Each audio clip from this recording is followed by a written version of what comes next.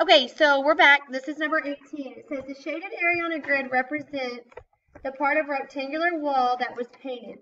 Each square has the same dimension. Okay, so that means each of these is the same size. What fraction and percent of the wall was painted? All right, look, fraction and percent. So this is asking for two things. Well, a fraction is part over whole, so let's figure out what we have going on here. So I have 1, 2, 3, 4, 5 times 1, 2, 3, 4, 5, 6, 7, 8. So 5 times 8 is 40. So I have 40 total squares. And then it wants to say what fraction, so it's a part over a whole. So 5, 10, 15, 20, 21, 22, 23, 24, 24 40th.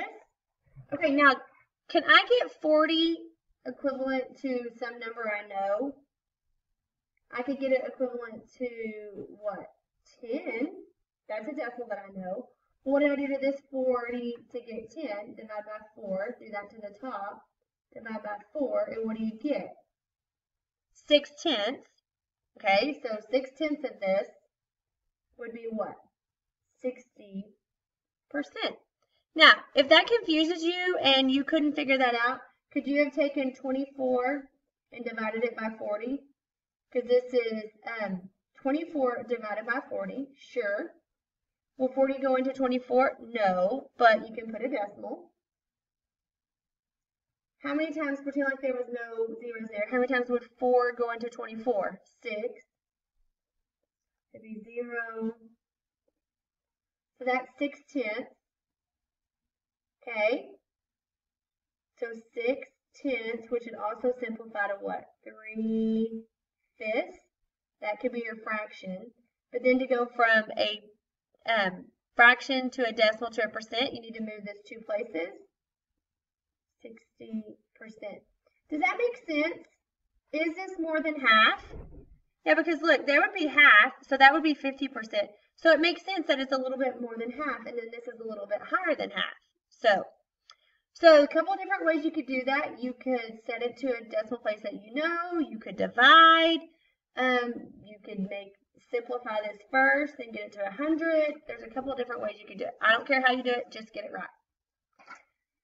A restaurant offered cooking classes on 48 of the last 60 days. What is the decimal equivalent to the fraction of days that the classes were offered? Write your answer as a decimal and a percent. So you have 48 out of 60. Exact same thing. Okay, you could do the exact same thing. You could set it to a number that you know. You could set it to a 10. That's a decimal place that you know. What did you do to this 6 to get this 60 to get 10? Divided it by 6. 48 divided by 6. How many times will 6 go into 48? 8/10. 0.8, 80%. Okay, that's one way you could have done it. Or you could always just divide. 48 divided by 60. Well, will 60 divide into 48? No. Get a decimal. Bring it straight up.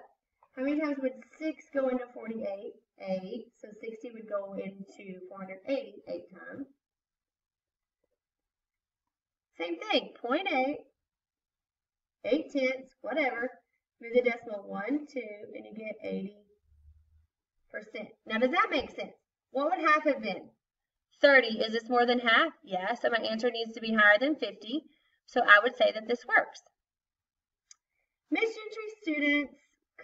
Students in Miss Gentry's class must complete at least 20 problems of homework every week, which we all know that's not true, but the table shows the progress of 4 students on Wednesday. So you have Whitney, Sam, Sawyer, and Chandler, and this is how much they have completed. Write the students in order from the greatest amount of work completed to the least amount of work completed. Okay, so I have all sorts of rational numbers here, right? I have a percent, I have an improper fraction, I have a decimal, and then I have a decimal that I know is going to be repeating, because 2/3 I should have memorized. Write the students in order from the greatest amount of work completed to the least amount of work completed. Okay, so greatest amount of work would be the ones who had completed maybe even more than the 20 problems.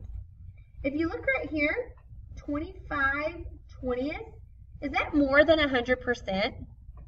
That would be 1 5/20, I believe. Let me see. Yeah, so that's 1 5/20, which would be 1 1/5. So this person right here has completed more than 100%. This right here, this is the winner. This is the smartest one in the class. They've completed the greatest amount. This is an improper fraction. That's more than you had to do. So greatest amount of work to least amount of work. So Sam is first. And then I have 100%. 100% has done everything that is needed. Hasn't done any more, but they've done exactly what was needed, and that would be Sawyer.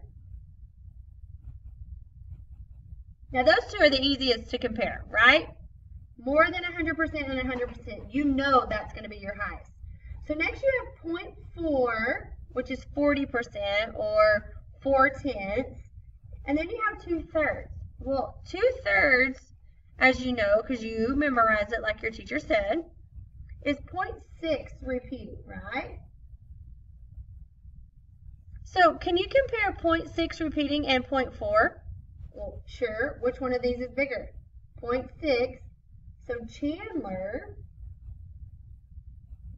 was next, and last but not least is Whitney, which if I know Whitney too well, she's going to get it done. So, any questions about what happened here? Greatest amount of work to least amount of work. Pretty easy. Okay, number 21. Haley is cooking cookies, and the recipe calls for 2/3 cup of butter. Crosby wants to make 3/4 of the recipe. How many cups of butter should Crosby use to make the cookies? Hint, set up a WKU and leave the fractions in fraction form. Do not change them to a decimal. Now I'm going to tell you this problem right here is a little bit goofy, because who would ever make 3/4 of a recipe? However, this is what we're working with, so we're going with it. So set up a WKU. Do not change it. Okay, it says do not change it. So we have cups and recipes, right? It says 2/3 cup for one recipe, right? This is crazy. And then right here, it wants to make 3/4 of the recipe. So I'm looking for however many cups it is to get to 3/4. Okay, so I went from needing one recipe to 3/4 recipe. Well, what did I do to one to get 3/4? Times 3/4. What I do to the bottom, I do to the top. So I need to times 2/3 times 3/4. So 2/3 times 3/4. Now, 2 times 3 is 6. 3 times 4 is 12. That can be simplified to what? 1/2. So I need a 1/2 cup of butter to make 3/4 of the recipe. Like I said, that doesn't really make sense, so this is pretty much the exact same problem, so don't miss it. If you study, you won't miss it. Solve the expression. So I have -12 times 3 plus -20 divided by 2.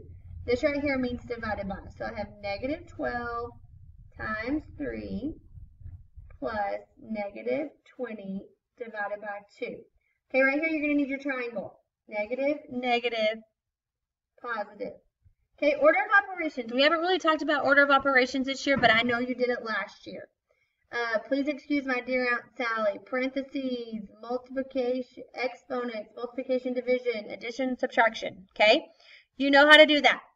What this question is asking you is if you know when you have positive and negatives multiplied together, if you can get the right answer. So what is -12 times 3? We have a negative and a positive, so you know your answer is going to be what? Negative. So 12 times 3 would be -36 plus, what is -20 divided by 2? We have a negative and a positive, so your answer is going to be what? Negative. What's 20 divided by 2? 10. So now you have negative 36 and negative 10. Same sign, add. Different sign, subtract. My signs are the same. So 36 and 10 is 46. Same sign, keep the sign. So my answer here is negative 46. Okay, if you need to, go back and look at that song. Sam wants to cut a board that is 10 12 feet long into pieces that are 2/5 feet long. Sam will use the expression shown to calculate the number of pieces that can be cut from the board. So you have 10/12 divided by 2/5. Write an expression, you don't have to solve it, that can be used to calculate the number of pieces that can be cut from the board. Hint, keep it, change it, flip it. This is also a freebie. Keep the first one, 10/12. Change the division to multiplication. Flip 2/5 to its reciprocal. That's the answer. That's all you have to do. Do not miss that. That's a freebie. A baby weighed 8 1/4 pounds at birth. Why did I say 1/4? Because 25 hundredths is a fourth. At the end of 12 months, the baby weighed 3.5 times its weight at birth. How many pounds did the baby weigh at the end of 12 months? So how much did the baby weigh when it was born? 8 1/4. At the end of 12 months, the baby weighed 3.5 times. 3.5. Notice I did not line up my decimals. How many pounds did the baby weigh? Well, just multiply. First of all, let's estimate. You have 8 and you have almost 4. So 32 pounds. You have 8 and 3, 24 pounds. So in between 24 and 32 pounds is what I'm looking for. If I get something way off track and not even close to that, I've done something wrong. 5 times 5, 25, 10, 12, 41. Mark off that 5, put a 0. 5 times 3 is 15. Carry your 1. 6, 7, 5, 7, 8, 8. 28,875 pounds. Does that make sense? No, this is a baby. Count your decimals. 1, 2, 3. 1, 2, 3. 28 and 875 thousandths of a pound. Didn't I say my answer needed to be between 24 and 32 pounds? So does this answer make sense? Totally makes sense to me. Okay, guys. That's your review. 0.